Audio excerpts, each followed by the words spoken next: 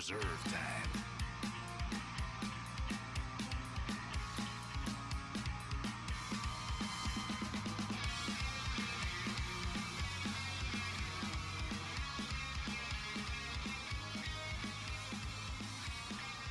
Hey everybody, welcome back to WeLikeDota and the WeLikeDota Community Night. This is game 2 of the night. On the Dire side we have Juice, Busby as their captain, Coda, Carbon, Kwame, and on the Radiant side we've got Leolu as the captain, Vagine Monster, Black Holes Matter, Strong Bad, and Noob Lord Lunchbox. 5 seconds. Thanks for joining us, guys. Glad you could all play. If any of our viewers would like to join us for one of the community nights, we do launch every Wednesday night starting at 9 p.m. Eastern Standard Time.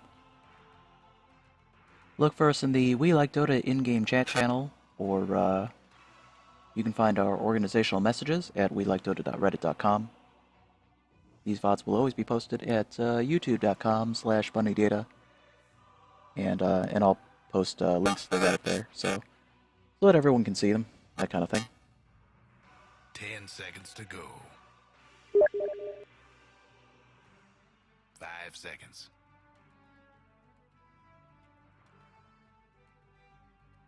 Reserve time.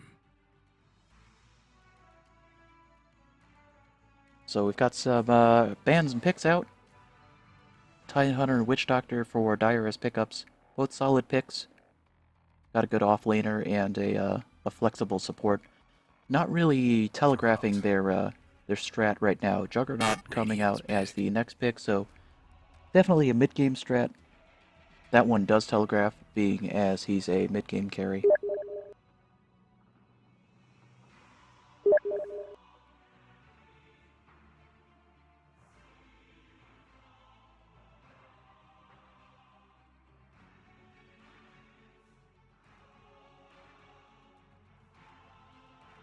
Seconds to go.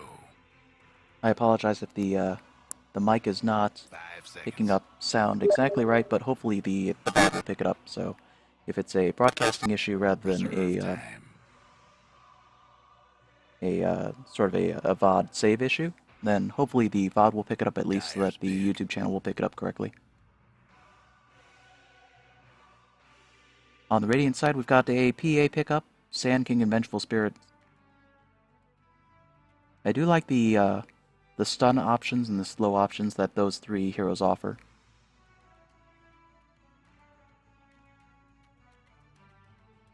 Definitely all three heroes offer kind of movement interference as well as some positional advantages. You've got the swap off the Vengeful Spirit, you've got Epicenter and Burrow Strike slow, as well as Blink Dagger initiations. And Phantom Assassin also with the Stifling Dagger. Big movement slow off that. Also her, what is it? It's not a Blink Strike. What is it? Phantom Strike. That's what it is. Giving her not only an escape, but also an initiation. Which is really good. The other thing is, don't forget that it does give you bonus attack speed when you blink in on somebody. So make sure you take advantage of that if you're ever playing a PA. Whenever you Phantom Strike to harass an opponent, you do want to make sure that you do right-click them a couple times, because you can get in a couple attacks quickly because of the increased attack speed. So we'll look to see that play for sure as the game progresses. So a third support pickup. What? No, I'm sorry. Second support pickup for Dire, in the form of a Lion. 10 seconds to go. Not a bad pickup. I do like that Lion has a couple of stuns. He feels very bursty, but, you know, similar to the way that Shadow Shaman plays, he does give you a good stun kit when you need it. Dire's ban. So, Sniper for Radiant. Probably their mid laner. And probably a pick in response to Juggernaut and Tide Hunter. It's nice to have some range on the team, and Sniper definitely offers range in spades. Especially when you've got the Juggernaut doing his whirling blade thing. Keep in mind that you can right-click into that. Although it stops you from targeting him with spells, it does not stop you from right-clicking him.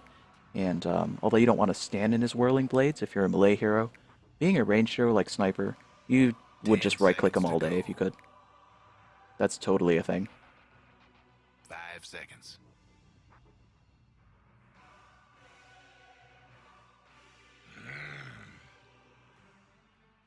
Dyer's pick.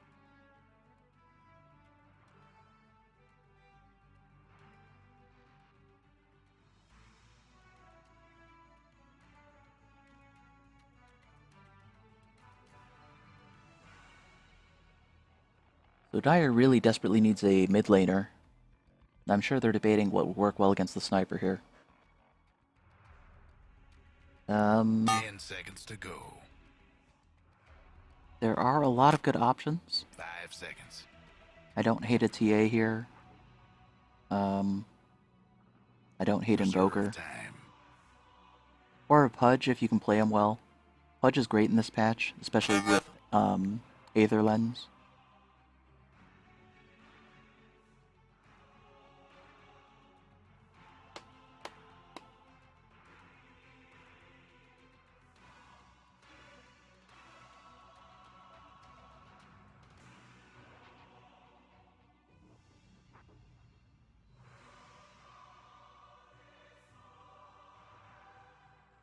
I'm sure these are all issues they're talking about right now.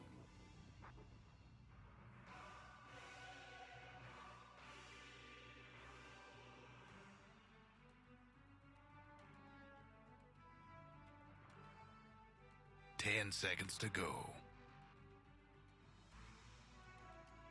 5 seconds. Wind Ranger at your service. Wind Ranger, also not a bad option. She at least offers range enough to counter the Sniper in some regard. Her Power Shot has a huge range. And she scales decently in damage, especially to the mid-game. Which is nice. That complements the mid-game setup that Juggernaut offers in terms of when they really want to take the game. She also offers a lot of pushing potential. Her focus fire is great at taking towers as well as getting kills. And never hurts to have another stun in the form of Shackle Shot. Honestly, she's got a great kit. Takes a lot of practice to play her, though. That is for sure. 10 seconds to go. 5 seconds.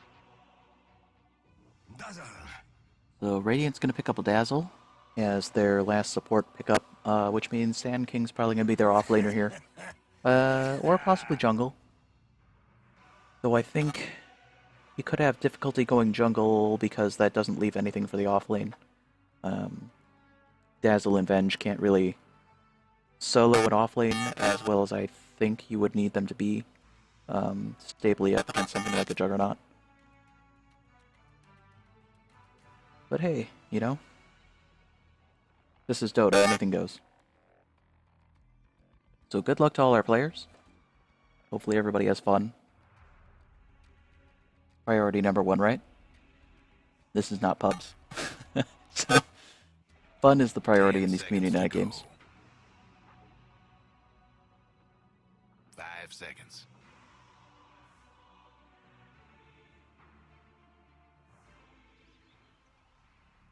Okay, so on the Dire side, we've got Coda playing the Tidehunter, Busby will be on Juggernaut, Juice on Wind Ranger, Carbon on Lion, and Kwame on the Witch Doctor. And she's got the monkey. I always gotta point that out because I love that monkey. It's just so much fun. Okay. Radiant side, we have Strong Bat on Sniper. Interesting kit. Interesting hats, rather. Okay, Noob Lord Lunchbox. Sorry, I get distracted by hats. That's kind of my thing. Sand King will be played by the Noob Lunch. Noob Lord Lunchbox. One of the longest names ever, with quotes. Yeah. Black Holes Matter on Dazzle. Vagine Monster on PA. And last but not least, Lialu on Vengeful Spirit. Dyer's going to group his 5 at top rune spot, see if they can find a kill. 30 seconds to go. Now, one thing, I see this a lot. People call for a 5-man onto one of the runes, looking for an early kill. It's all fine and well, but showing yourselves like this often really precludes the 5-man kill, uh, in my personal opinion, because they can actually see you from high ground, and they'll know not to go in. Like, if I see 3 heroes camping around a rune spot, I'm always very careful and cautious.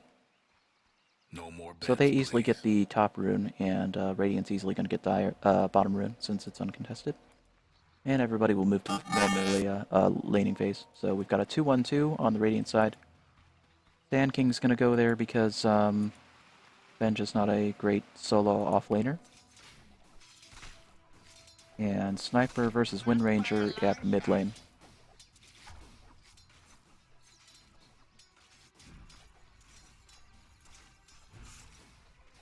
Got a Tidehunter Lion combo in the off lane for Dire versus the PA Dazzle, which makes sense.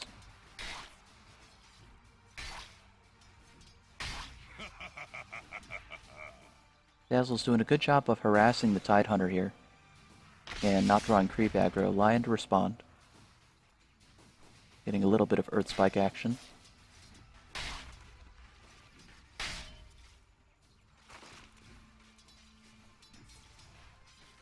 We've got this kind of ranged harassing game from the supports, while the offlaner tries to aggressively farm against the PA. Now, the tricky thing about that is Tidehunter is a good solo offlaner, but the PA is actually a decent farmer in the safe lane. Not like a Spectre where she has no ability to farm, because she does have Stifling Dagger as an option. In the top lane, we have a tri-lane since the Lion moved over. Sand King having to pull back, getting a little low, but safely out. And Vengeful Spirit now having to play back a little bit. So very early rotations. I think in general you would like to see a rotation like that pay off in the form of a kill, but still not bad. Because the Lion's looking to do a little bit of stacking and pulling, it looks like. The biggest disadvantage with the tri-lane is that you split XP amongst the 3 heroes, and that's the most dangerous thing. Just that you get under-leveled toward the mid-game if you stay in a tri-lane. Got some aggressive play from the Wind Ranger. And Trouble brewing at pretty Radiant's fast. Looks like bottom she has a haste rune on board.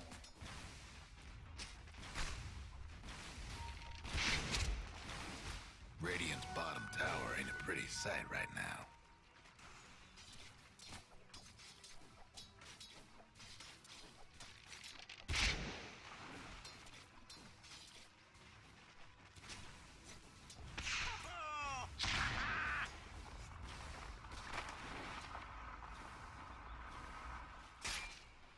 Machine top.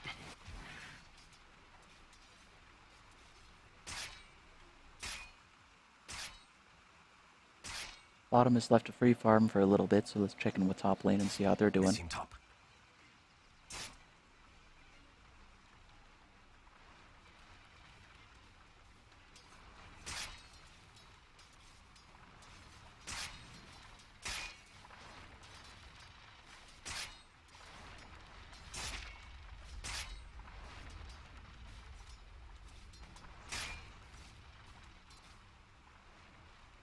Juggernaut's doing a bit of free farming right now. It's kind of nice. That'll definitely help him to come online for the mid game. Which I think is going to be pretty key in this game, because the PA and the Sniper will own the late game, I think, if this game goes long.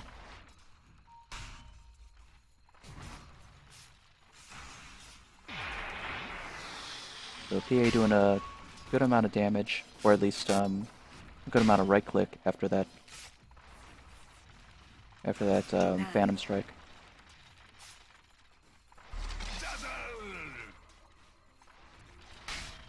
At least getting into free hits. I know against Tidehunter didn't look like much, but Gotta just whittle him down where you can, right? He still has a lot of regen on board, though. Wow. He's such a tank. That Kraken shell, man. Just lets him sit there and take the hits and still not losing all day. Missing top.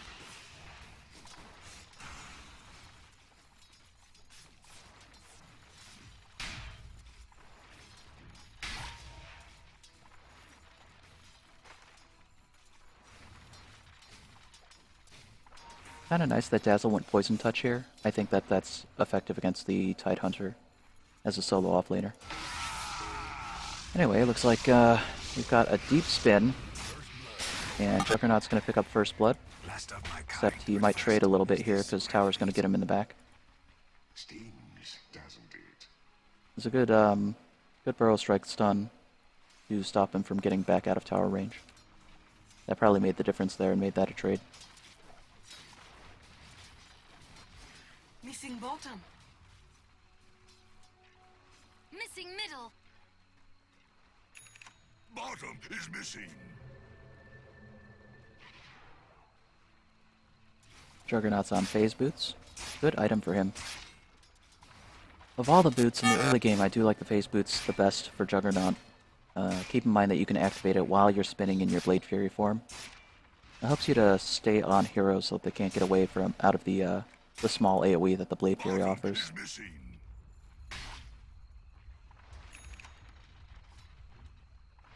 Missing middle. So, Windrunner on free farm at mid. This will come in handy. Does have a bottle and a DD on board. Top is missing.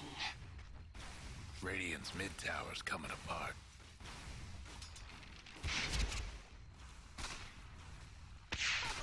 I expect that she'll pick up one major item and then switch to Aghanim's build after this. Aghanim's is just so important on her when you need her to be a core.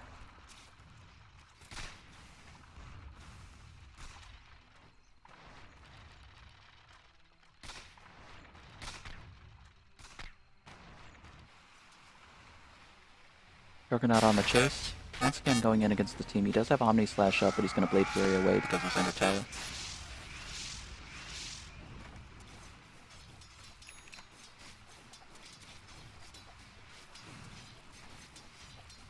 Top is missing. Missing bottom. Face it.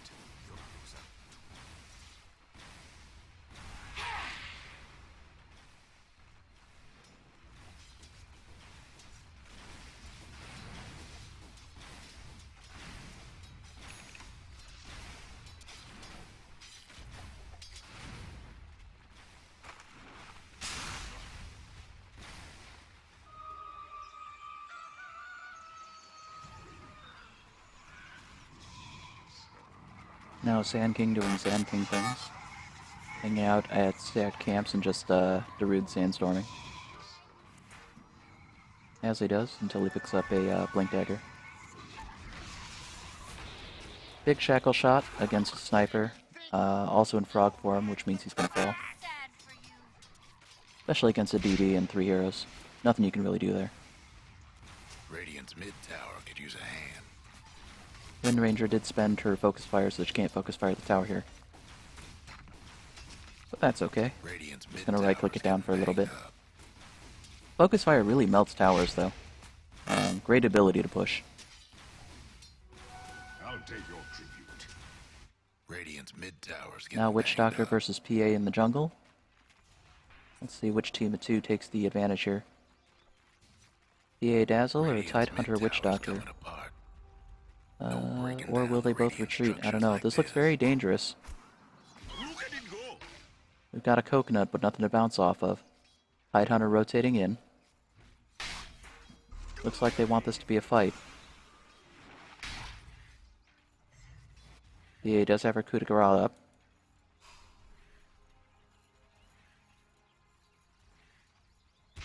Got Ravage as an option, Wind Ranger rotating in. Looks like Dire definitely wants this to be a fight. PA still hiding. Dazzle moving in. Dazzle now in a bad position. Shadows, take me. So as he peeks around the corner of the trees, cut down by the 3 heroes. Opening up the option for Dire to push.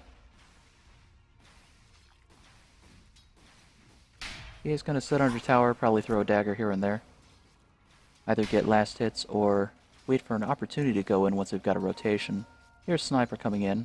Probably shrapnel. Invisibility. Dazzle's back as well, so this could be a fight 3v3, especially since Dire does not completely disengage. Instead, they're roaming through the woods seeing if they catch somebody. Sniper on the back of a coconut. There comes a big shackle. Power shot into it, and that's going to be a dead hero. With Windrunner, you always have that option. After you get a good shackle, you always have to make a quick choice. Either charge a power shot and see if you can take max damage off that, or focus fire. In that particular case, I think power shot was the call, so that was smart. Missing bottom.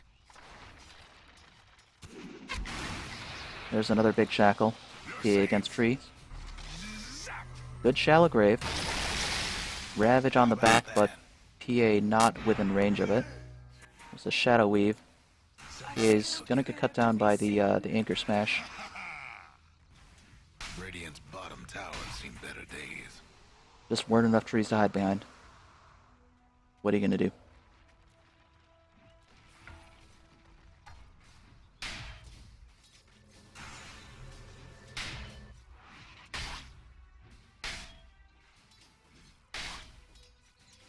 Missing top.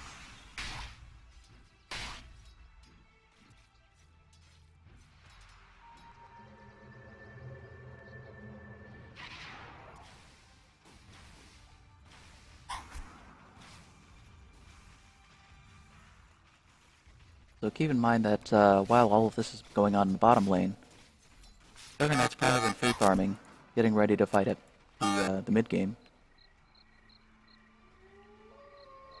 Looks like he's most of the way to a Battle Fury. So we'll see a Battle Fury Jug here.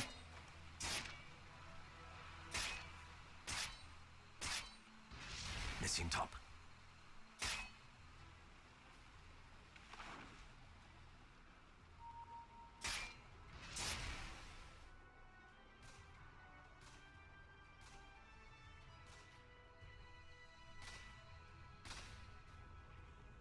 Dire's mid tower's having technical difficulties. Now Windrunner looking for a Shackle as Sniper retreats. Nope. Shackle does not connect because there were no trees or targets behind him. How about that? But with the focus fire, able to cut him down anyway. Power shot to end the job. That's 4 in a row. It's a 2 good follow-up. down.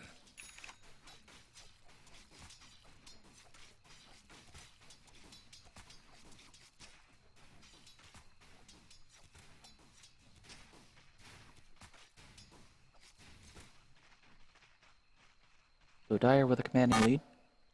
10 kills to 2.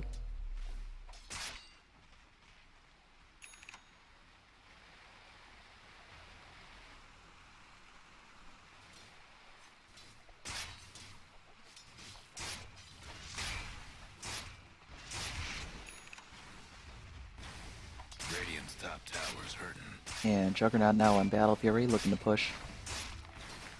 We'll probably take this tower, and then Juggernaut will go Radiant's top tower's taking F off and hits. farm in his own jungle.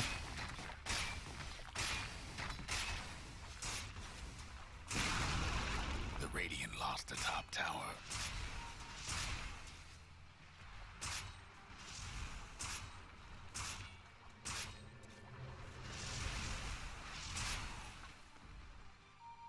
Or just push a lane, since they're fighting bottom. Michael Radiant's top Sounds like a tower's plan to in me. bad shape. Dire's mid tower won't last much longer. This will come in handy. Radiant's top tower's in bad shape.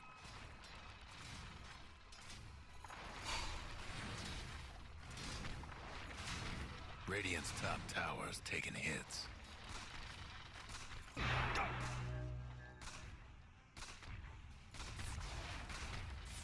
Radiant's top tower's hurting.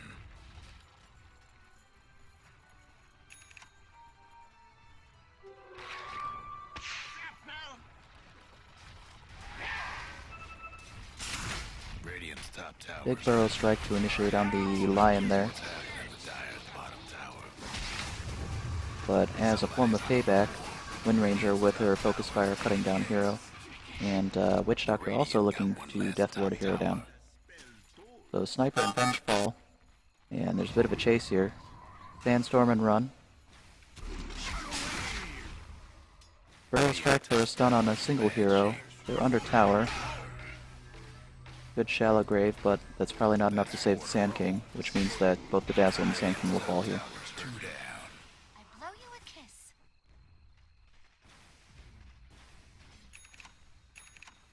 Radiant's bottom towers seen better days.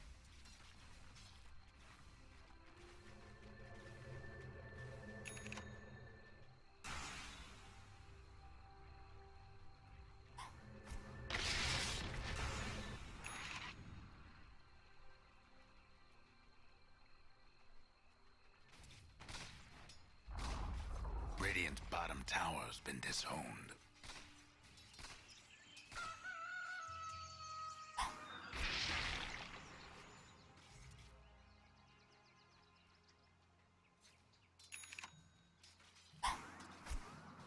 So I guess the question is, what do you do if you're on Radiant side and you want to come back from the deficit here? Well, you've got a couple of options. EA needs to find safe farms so that you can come online, and the focus should be probably a 4 Protect 1 strat here.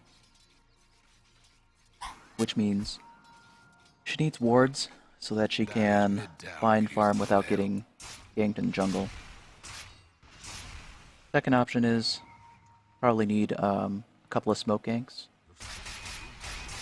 And you probably need to win a couple of team fights.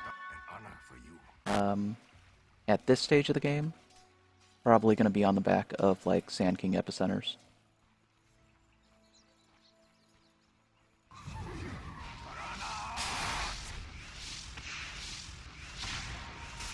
It was a good Burrow strike evasion past a line of sight to get away from the Juggernaut who was hunting the Sand King. I hear coconuts. All the creeps eating all the coconuts. What are you guys doing?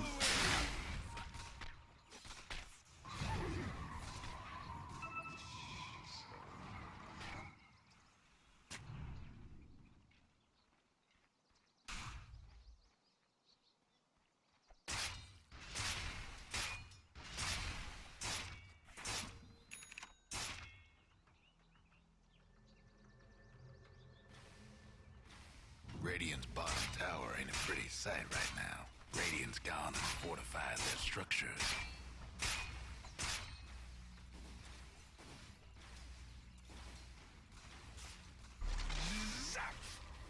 The other thing you can do is Dyer's mid towers having you can switch up which items you're going for. I think the PA would benefit from like a Helm of Dominator at this point, so that she can stack efficiently and get some lifesteal going. And you know, if you're running behind as supports, this is really dangerous. One thing that really helps against a physical damage team is picking up Ghost Scepter. It's a great out, even better than visions or like, you know, invisibility sometimes, because it will completely negate physical damage for times that you can get out. There's a big shackle. Dazzle's gonna fall to that. Omni Slash comes in, but it doesn't connect with any heroes that really matter at that point. PA falls. I could be wrong, that might have hit the PA a good number of times. But Sniper's on the run, he's a little bit slow, which means he's going to cut down, especially with the Blink effect. Tidehunter on Blink, as well as Lion. They actually did a good job of coordinating as a team there to take that, cut off the avenue of escape. They're got a group as 5 now.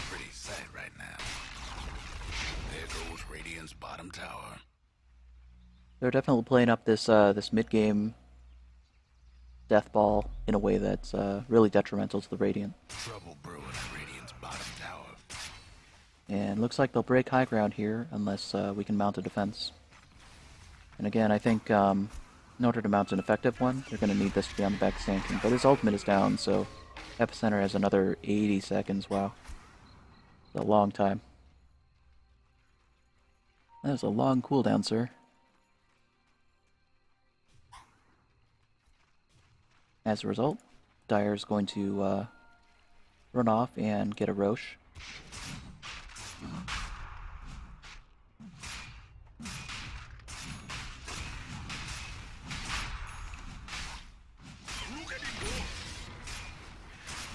There you go. And good coordination. Popping his pseudo Lincoln sphere so that you can get the water, the gush from Tidehunter on him. It reduces armor is really big.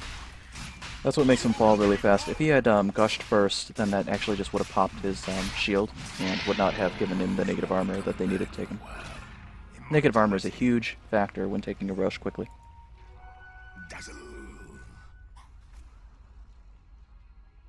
So with Aegis on board, and Smoke on board, good coordination by the way. They're going to roll through the jungle, see if they can get a pick off. They will not, of course, because Radiant has faded away. Who knows, maybe they'll find the PA here at the safe camp though. They need to go check, and this is going to be super dangerous. 7 in a row. How about that? You've been shafted. And every time they're able to pick off the PA, that just puts another nail in the coffin here.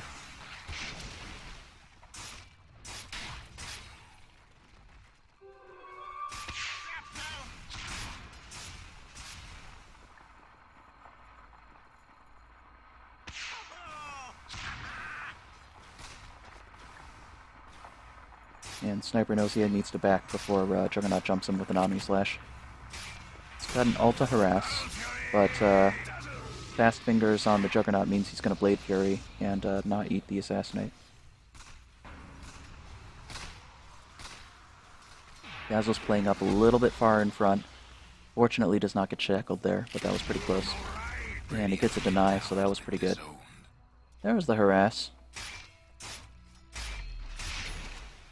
One of the differences you see between a coordinated team and a pub team is, in pubs, Sniper's Assassinate will only be saved to basically get a kill steal or get a cleanup kill. But in a coordinated team, you'll often see it as a harass tool or a kind of like a pre-main combat phase whittling tool, just to trade some damage. It does do a significant amount of damage. And of course, with its range, you can cast it before the main fight starts. Uh-oh. Got a Froggy on the run. He's gonna eat a coconut. But he will be safe, which is really important right now. Because of the fact that he's got the Epicenter up. I'd really like to see him on Blink Dagger, but Radiant's top tower's in bad shape. that's not going to happen for a while.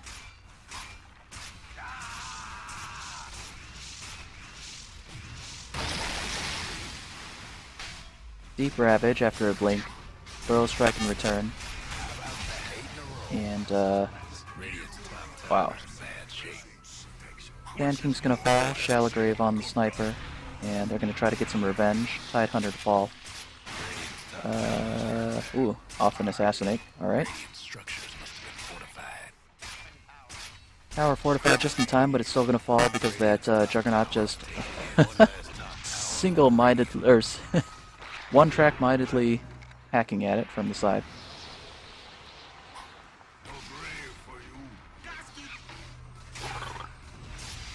Forward spike now, and a big finger of death.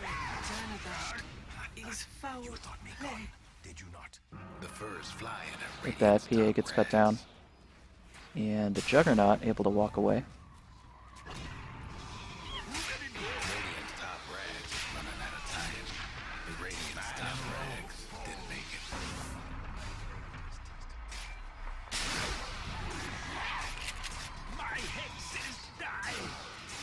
Burrow Strike makes that a trade. Radiant's top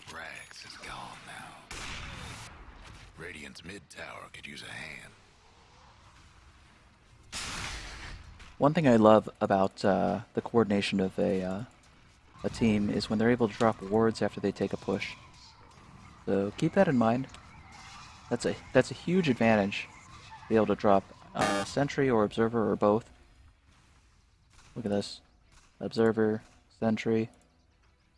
That's such an advantage because it gives you so much information about where a team's going to be and where you can assault and where you can siege. When they talk about wards winning games, it's not just the early game, like river wards, it's also maintaining advantages after you take like some ground. And so that's really huge. Keep that in mind, folks.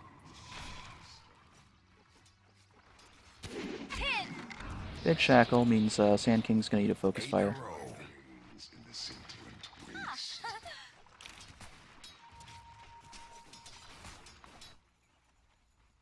What's with all the scribbling? Lion on the hunt, but he's up against 3. A little bit of collision there, they might have seen him. And they've got a ward down here now.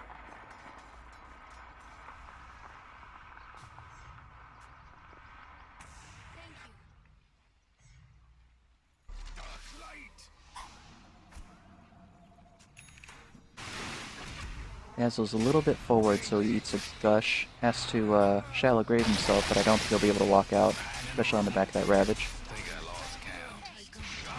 That was a great Ravage against the whole defense team.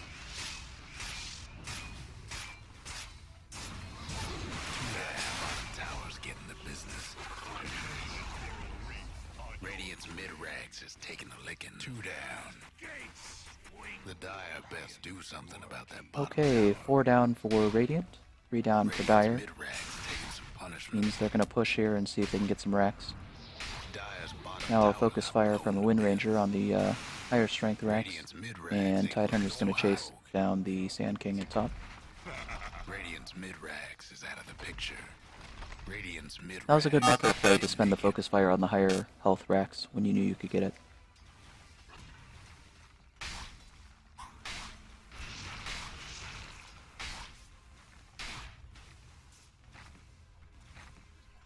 Dire's bottom tower's getting the business.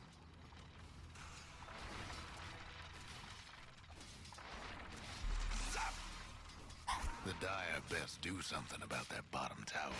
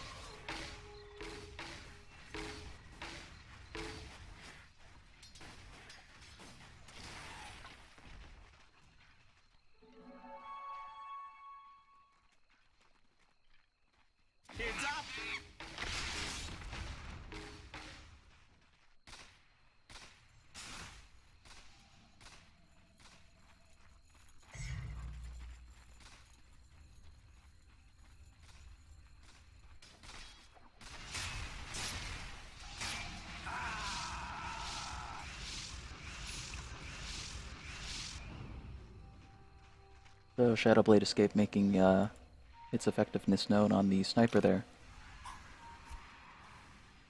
That's okay, that's all well and good. I gotta say, Shadowblade is a good defensive tool, but it's actually a little bit overcosted if that's the only time you're able to use it. So in general, if you're gonna build a Shadowblade or a Silver Edge, it's better used as an initiation tool. Still works on the back end as an escape, but it's just overcosted if that's all you end up being able to use it for. Big Ravage. Shallow Grave just a little bit early on the sniper, but that's okay because he's going to walk out on the back of Shadowblade anyway. Radiant's mid tower could use a hand. Radiant's mid tower's in trouble. Assassinate to harass the Witch Doctor. Probably not going to do anything to him because he can heal up off of his his own set of healing abilities there. That was a good shallow grave. How about that? Oh, the coconut into fountain gets the Sand King. It's rare that the damage off coconut matters, but that time it sure did. Have fun trying to bust down Radiant structures now. Get a load of Radiant's bottom rags.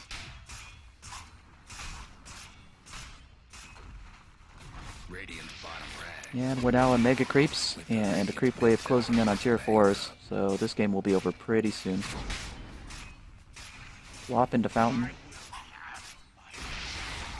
Radiant's mid tower ain't doing so good.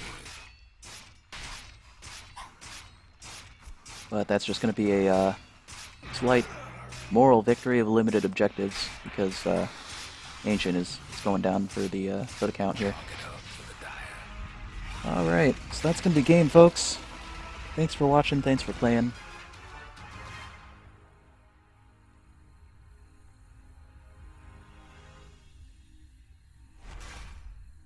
I think at the end of the day, it was really just that mid-game power of both the Wind Ranger and the Juggernaut that made a difference in that one. And coordination, of course. All players being team players. So, anyway, good luck in your next, and hope to see you in one of these community nights. Take care, guys. Have a good night.